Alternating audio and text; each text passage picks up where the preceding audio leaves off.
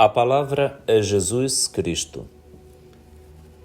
Primeiro domingo da Quaresma, 9 de março de 2025. Nós damos graças a Deus por termos iniciado este ciclo de Quaresma que, com 6 semanas, seremos conduzidos pelo Espírito Santo, como conduziu Jesus, no deserto de nossa mística, nesta etapa de purificação da nossa resposta ao chamado divino. O Senhor quer renovar conosco a sua aliança no seu Filho Jesus. E nós renovaremos nossa fé batismal e crismal com uma renovada fidelidade na palavra e na Eucaristia, nos nossos compromissos eclesiais e comunitários, sociais, vencendo o inimigo, o diabo, pai da mentira, da corrupção e da falsidade, para aderir plenamente a Deus, o Pai de nosso Senhor Jesus Cristo. Desejamos a todos, então, um feliz domingo, o primeiro do tempo da Quaresma, e uma semana muito abençoada para todos, vivendo a nossa fraternidade ecológica com a nossa natureza, dom divino para todos nós, a fim de que nos integremos plenamente a esse paraíso que o Senhor colocou em nossas mãos, sabendo e vendo que tudo era muito bom. Com a Igreja, hoje nós rezamos Deus Todo-Poderoso, através dos exercícios anuais do sacramento da Quaresma.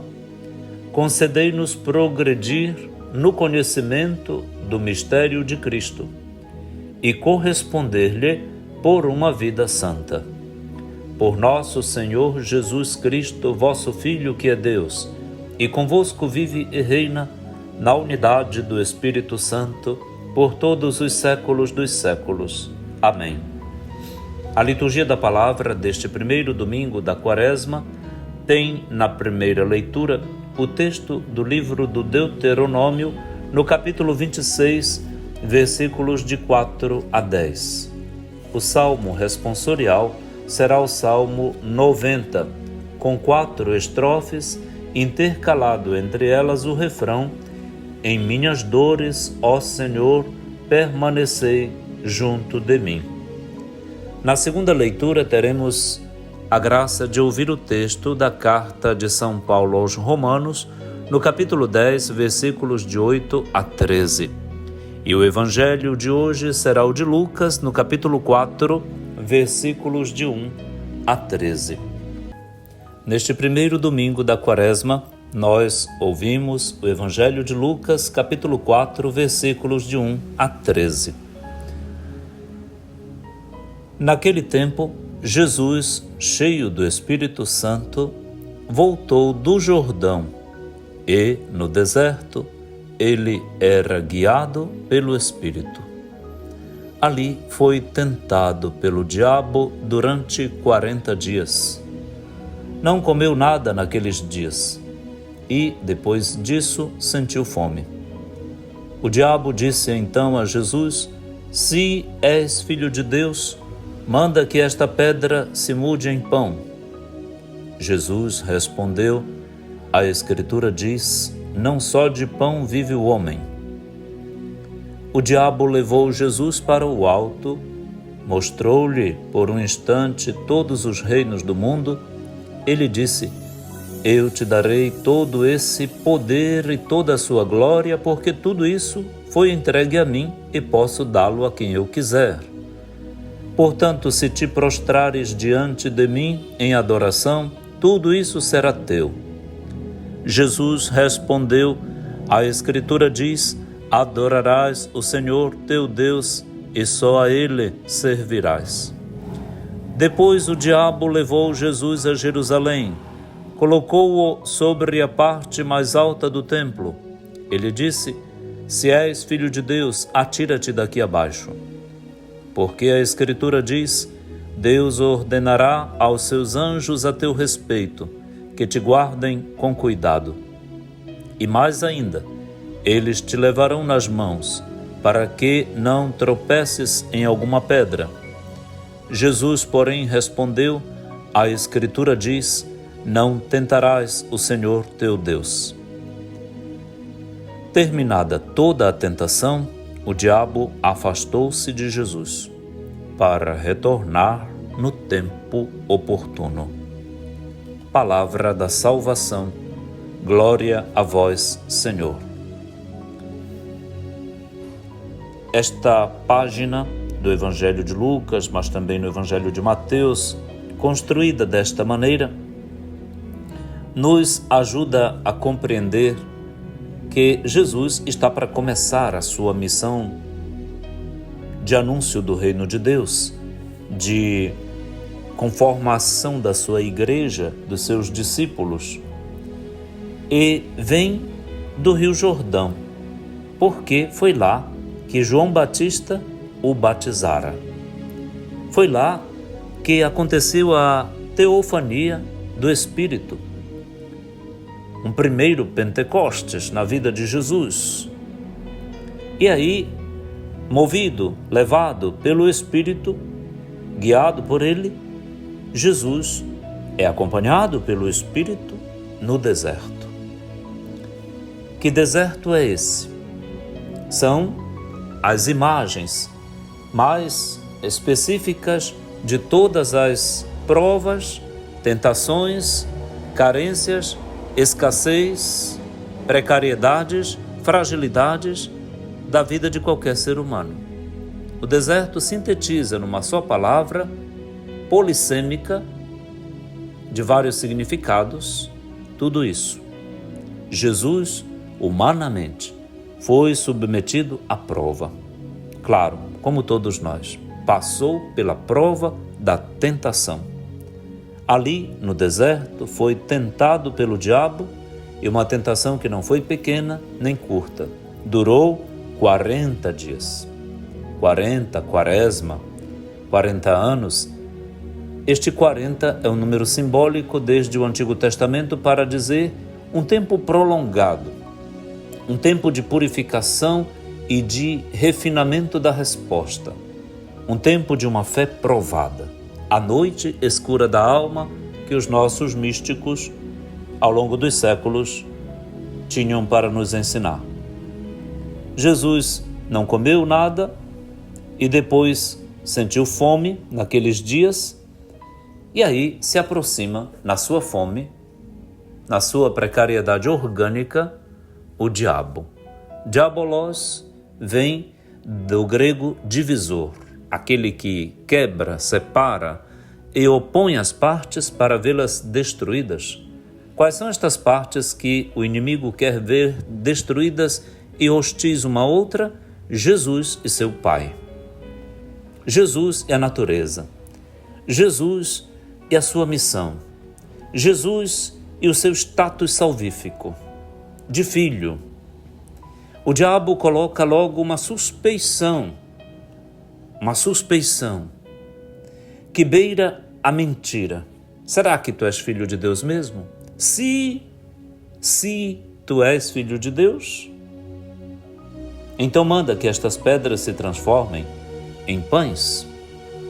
Ora, imaginemos que Jesus aqui tem ocasião de quebrar, romper com toda a mania de show, de palhaçada, de estardalhaço que os messias de época, mas também os de hoje, queriam ter.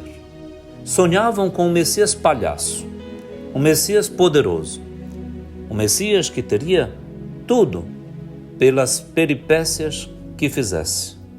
Imaginemos quem não correria atrás aos milhões de alguém que transforma pedra em pão, transforma folha de árvores em dinheiro, que transforma vento em bom perfume? Isso tudo são os sonhos midiáticos de uma alma lesionada pelo pecado, pela divisão do Deus justo e verdadeiro, da harmonia da vida como ela é, e não como a gente quer que ela seja. Jesus não cai na tentação. Simplesmente, a Escritura é seu ponto de partida. A Escritura diz, é Jesus quem inaugura o uso da Escritura, não só de pão vive o homem. A pessoa não vive da escravidão daquilo que lhe satisfaz o que lhe é primário, a fome. O homem está acima de sua fome e acima até da necessidade de pão. O homem é bem mais do que isso. A pessoa humana é muito mais do que comer e beber, do que satisfações orgânicas. Desta maneira, a primeira tentação já está vencida. Esta tentação de um messianismo barato, de show, de mídia, de popularidade, de propaganda de soluções baratas, solução para tudo, de panaceia. A palhaçada com a panaceia se misturam e se conjugam na tentação do diabo que quer separar Jesus do Deus que não mente. O diabo é o pai da mentira e pedras nunca se transformariam em pão, nem que fosse para promover a messianidade de Jesus, que disso não necessita. Segunda tentação, o diabo leva Jesus. Interessante este levar Jesus. O diabo toma posse de Jesus. Jesus estaria possuído pelo diabo? O que é que Lucas quer dizer com isso? Sim, em tempos de paganismo, como o seu e como os nossos, se entenderá. Tem muita gente possuída, levada pelo diabo, sim. Quantos líderes não estão possuídos pelo diabo para cair nestas tentações aqui? Sim, o diabo leva Jesus e então leva qualquer um de nós para o alto, para as alturas, mostrando por um instante, instantaneamente, de modo passageiro, todos os reinos do mundo. A mania de poder, a mania de possuir, a tentação da grandeza, do carguismo, do carreirismo, a tentação de aparecer, de ter domínio sobre tudo e sobre todos.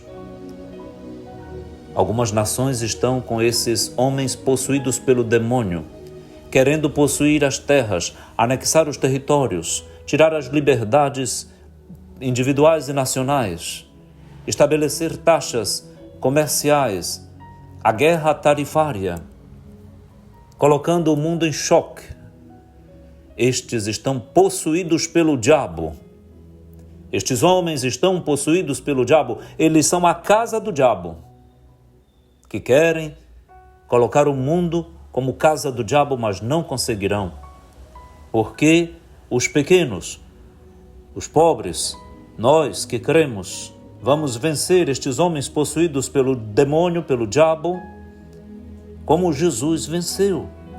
E se tiver entre nós, nas nossas comunidades, nas nossas famílias, nas nossas igrejas, homens, pastores, sabe-se lá, padres possuídos pelo diabo, freiras possuídas pelo diabo, todos devem reagir exatamente como Jesus, não cair nestas artimanhas de domínios, de propriedades, de posses, de dinheiro.